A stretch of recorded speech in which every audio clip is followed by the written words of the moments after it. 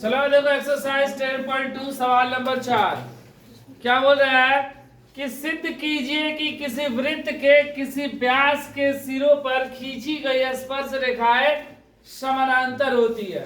ठीक है, क्या बोल रहा है किसी वृत्त के, तो सबसे पहले हम लोग क्या बना लेंगे, एक वृत्त। सबसे पहले हम लोग एक वृत्त बनाए, ठीक है। सिद्ध कीजिए किसी वृत्त के किसी व्यास के सिरों पर, तो व्यास से खींच ले रहा है, ऐसे हम लोग व्यास, ए बी क्या हो गया, व्यास, ए बी व्यास हो गया और ओ मेरा क्या हो गया, केंद्र ना। तो बोल रहा है कि सिद्ध कीजिए किसी वृत्त के किसी व्यास के सिरों पर खींची गई स्पर्श रेखा है, ये बी हो गया, यह स्पर्श रेखा हम लोग खींच दिया, ऐसे नहीं स्पर्श किया,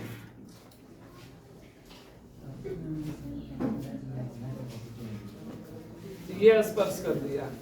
ठीक है, बोल रहा है कि व्यास के सिरों पर खींची गई स्पर्श रेखा है, यहां पर स्पर्श किया बी बिंदु पर, और इसी तरह ये भी स्पर्श करेगा।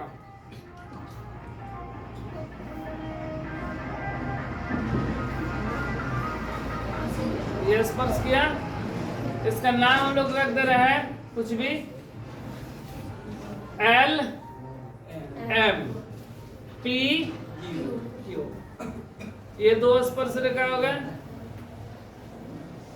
ठीक है, बोल रहा है सिद्ध कीजिए किसी वृत्त के किसी व्यास के सिरों पर खींची गई स्पर्श रेखाएं समानांतर होती है। ये क्या होता है, समानांतर। हम मतलब हमको सिद्ध करना है कि पी क्यू समानांतर एल एम, ऐसा में सिद्ध करना है कि ये समानांतर है।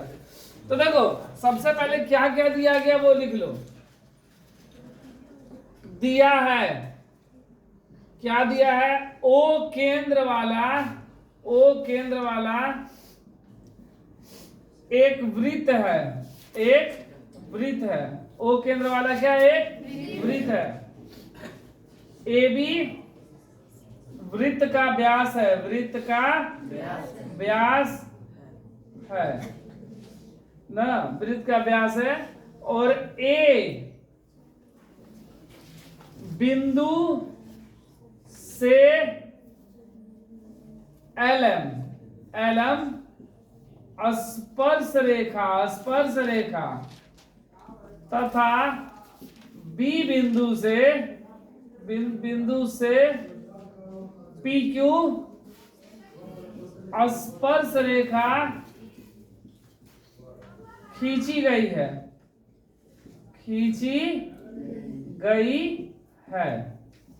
ठीक है, सिद्ध करना है।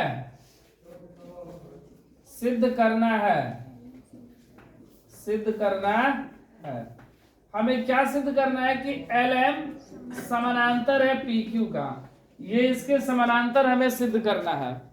ठीक है, अब देखो प्रमाण में हम लोग देखो जिसका जो 10.1 पर में हम लोग पढ़े थे, तो पढ़े थे कि ये जो अगर ये मतलब ओ ए अगर वृत्त की त्रिज्या है और ये अगर स्पर्श रेखा है, तो ये आपस में क्या होती है, लंब होती है 90 डिग्री का। पढ़े थे ना, कितना पर में 10.1 में पढ़े थे। तो उस हिसाब से अगर ओ ए वृत्त की त्रिज्या है तो ए मतलब कि जो ए बिंदु है एल एम पे क्या होगी, लंब होगी। यहाँ पर लिख लेना ज्यामिति से, या पर में 10.1 से, ज्यामिति से क्या लिखेंगे, अभी ज्यामिति से नहीं, पहले लिखेंगे ओ ए वृत्त की त्रिज्या है, इसलिए ज्यामिति से या लिख लेना पर में 10.1 से, ओ ए लंब कितना एल एम, ये समानांतर समीकरण 1 है। उसी प्रकार ओ बी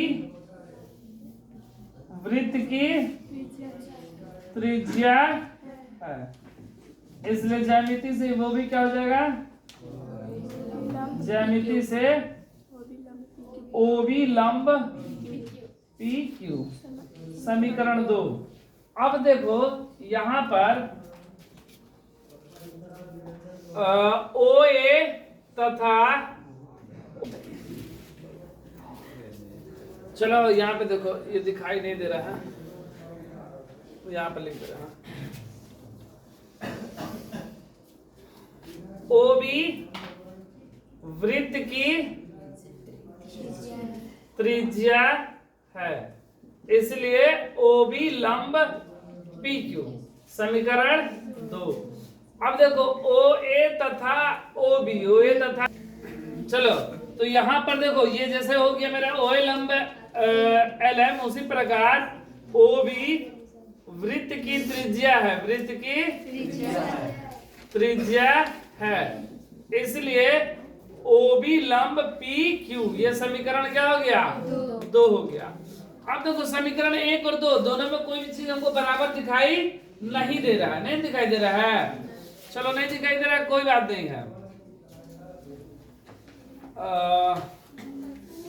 देखो यहाँ पर ओ ए लंब एल एम का मतलब ये हुआ कि ये जो कोण है, तो यहाँ पर जो ओ एल लंब ए बी हुआ ना, इसका मतलब ये हुआ कि कोण ओ ए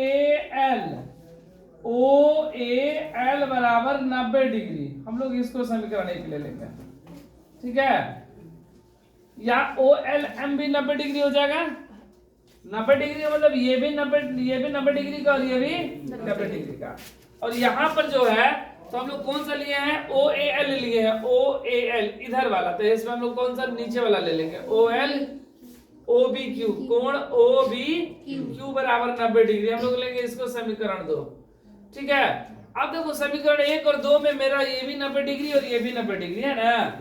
इसमें देखो, इसमें हम लोग ये वाला भाग लिए हैं और इसमें हम लोग कौन सा लिए हैं? ये वाला भाग, एक ऊपर वाला एक नीचे वाला।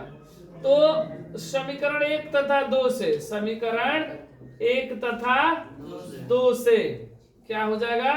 कोण ओ ए एल बराबर कोण ओ बी क्यू। ये दोनों आपस में क्या हो गए? बराबर। और देखो हम लोग पढ़े थे कि अगर दो समानांतर रेखा हो और उनके ये कोण आपस में बराबर हो, मतलब एकांतर कोण, अंतर एकांतर कोण बराबर हो, तो ये दोनों रेखाएं आपस में क्या होती है? समानांतर होती है। तो ये मेरा क्या हो गया है? दोनों एक तरह से अंतर एकांतर कोण है। क्या है ये? अंतर एकांतर कोण, अंतर एकांतर कोण।